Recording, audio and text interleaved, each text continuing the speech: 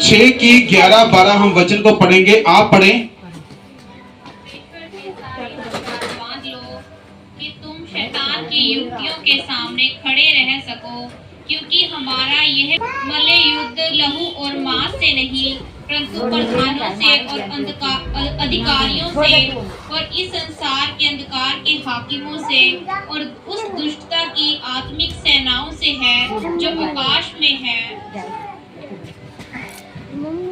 इसीलिए परमेश्वर के सारे हथियार बांध लो कि तुम बुरे दिन में सामना कर सको और सब कुछ पूरा करके स्थिर रह सको। हालेलुया। हालेलुया। यहाँ लिखा है परमेश्वर के सारे हथियार बांध लो। वो सारे हथियार कौन से हैं? प्रार्थना मैंने बोला, उपवास बोला मैंने बोला, वचन बोला मैंने बोला, और परमेश्वर के वचन को पढ़ना मैंने बोला। ये सारे हथियार हैं। ये नहीं कि तलवार उठा लेनी, लाठी उठा लेनी, ये हथियार है। परमेश्वर के ये हथियार नहीं है। परमेश्वर हमारा प्रेम सिखाता है। परमेश्वर के हथियार रूहानी है। हालेलुया। परमेश्वर के हथियार ये नहीं है। प्रार्थना, उपवास और वचन को पढ़ना, वचन पर चलना, ये हमारे हथियार हैं। और वचन यही कहता है कि यही सारे हथियार हमने क्या करने हैं? अपने शरीर में, अपने दिल में रखने हैं और इसके ऊपर चलना है। हालेलुया। हालेलुया। एक कहानी बताता हूँ छोटी सी। एक सांप जुगनू का पीछा कर रहा था, क्योंकि जुगनू हमेशा चमकता है, आपको पता है। और जुगनू रुका और जुगनू ने उससे 3 सवाल पूछे सांप से। कितने सवाल? 3 सवाल, 3 प्रश्न पूछे। वो क्या थे? पहला उसने सवाल पूछा, क्या मैं तुम्हारी फूड चैन से बिलोंग करता हूं? फूड चैन वो है क्या जो सांप खाता है, क्या मैं वही खाता हूं? उसने पहला प्रश्न पूछा। सांप ने बोला नहीं। और दूसरा उसने सवाल पूछा, मैंने तुम्हारा क्या बिगाड़ा है? और सांप ने कहा, नहीं कुछ नहीं बिगाड़ा तूने मेरा। तीसरा सवाल पूछा, तुम मेरा पीछा क्यों कर रहे हो? जुगनू ने बोला सांप से। और सांप ने जवाब दिया, क्योंकि मैं तुम्हें चमकता हुआ नहीं देख सकता। मैं तुम्हें चमकता हुआ नहीं देख सकता, सांप ने बोला। हालेलुया।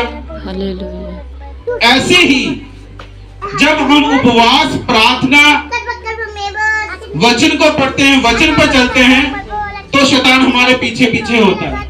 आपको नहीं पता, आपको शैतान दिखता नहीं है, डसता जरूर है। जब वो डसता है तो पूरे मोहल्ले में पता लगता है इस घर में लड़ाई हो रही है। समझ रहे हैं? वो काम छुप छुप के करता है। इसी तरह जब हम प्रार्थना, उपवास करते हैं और शैतान हमसे चिढ़ता है और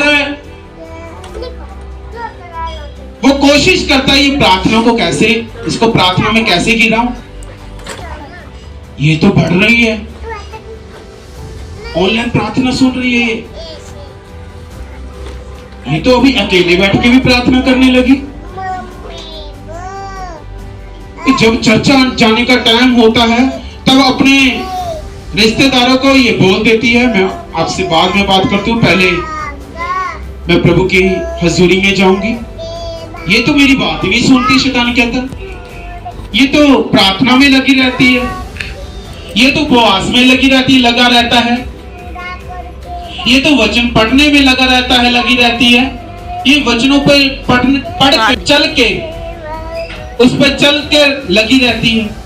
शैतान को चिढ़ है इस बात की कि आप चमके ना। हालेलुया। जो शैतान है वो सांप है, जो जुगनू है वो हम। परमेश्वर हमें चमकाना चाहता है, पर शैतान कहता है ये चमके ना, ये पाप में गिरे। मान लो एक दारू पीने वाला, उसने दारू छोड़ दी चर्च आकर, तो कुछ टाइम में शैतान उसको उकसाएगा। उसके बाइबल में लिखा है कि शैतान जो है तेरे घर के दरवाजे के पास बैठा हुआ है। दिखता है शैतान बहन? दिखता है? उसके लाल सिंह, दांत भी पता नहीं लंबे लंबे, कान भी लंबे लंबे, ठीक है, ऐसे हम फोटोज देखते हैं पर देखा नहीं उसको। उसके काम बुरे हैं, वो चाहता है मैं तो बुराई में हूं, ये लोग भी बुराई करें। एक ने शराब छोड़ दी और फिर से शैतान उसको उभार रहा है। बाहर गली में शराब पी रहे हैं लोग, तो उसे उभार रहा है कि तू भी जाके पी ले, कुछ नहीं होता, एक ही दिन होगा, अगर तू पी लेगा परमेश्वर थोड़ी नाराज होगा। उसके मन में, नए के मन में यह डालेगा कि तू ये बुरा काम कर ले, ये शराब पी ले, ये गाली दे दे, ये लड़ाई कर ले, उकसाएगा, हालेलुया बोलेगा, क्योंकि वो हमें चमकता हुआ नहीं देखना चाहता। कौन? शैतान। मैंने आपको दो बातें बताई है। जो सांप है वो शैतान है, और उसके पीछे लगा हुआ था, जुगनू के पीछे लगा हुआ था सांप। उसको यही नजर आ रहा था कि ये चमकता क्यों चमक रहा है। हालेलुया। यही एक बात है कि जब आप परमेश्वर में बढ़ते हो, जब उपवास प्रार्थना